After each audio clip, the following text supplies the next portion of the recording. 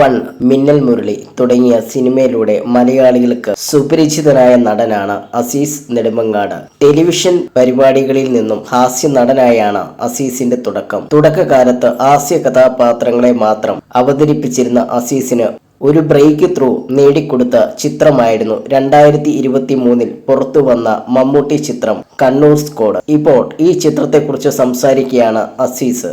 Media വണ്ണിനോട് സംസാരിക്കുകയായിരുന്നു അദ്ദേഹം. സിനിമയിലെ ജോസ് എന്ന കഥാപാത്രം മറ്റൊരാളായിരുന്നു ചെയ്യേണ്ടിയിരുന്നത്.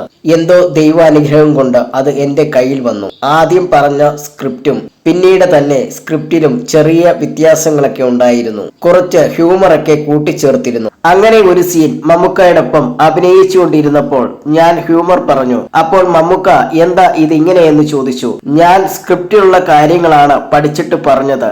അങ്ങനെ റൈറ്ററിനെയൊക്കെ വിളിച്ച് ഇതെന്താ സംഭവം എന്ന് മമ്മൂക്ക ചോദിച്ചു. അസീസ് ആയതുകൊണ്ട് ചെറുതായി ഹ്യൂമർ കൊണ്ടുവന്നതാണ് ഷാഫി അദ്ദേഹത്തോട് പറഞ്ഞു. എന്താടാ അവനെ ഒന്ന് മാറ്റി ചെയ്യാൻ വിട്ടു നോക്കൂ എന്ന് മമ്മൂക്ക പറഞ്ഞു.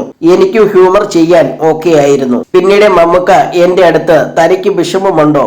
നിനക്ക് വിഷമമാണെന്ന് എനിക്കറിയാം. ബാക്കി സിനിമ ഇറങ്ങുമ്പോൾ നിനക്കത് മനസ്സിലാകും. ഒന്ന് മാറ്റിയൊക്കെ ചെയ്യടാ എന്ന് മമ്മൂക്ക എന്റെ അടുത്ത് പറഞ്ഞുകൊണ്ടിരുന്നു. അത് ഭയങ്കര സംഭവമായിരുന്നു. അവിടെ ഞാൻ ഹ്യൂമർ ചെയ്തിരുന്നുവെങ്കിൽ സ്ഥിരം സിനിമകളിൽ ചെയ്യുന്ന ഒരു പാറ്റേൺ തന്നെ വന്നേനെ. നീ ചിരിക്കുക പോലും ചെയ്യരുത്, നിന്റെ പല്ല് പോലും വെളി കാണിക്കരുത് എന്ന് പറഞ്ഞിരുന്നു. അസീസ് പറഞ്ഞു.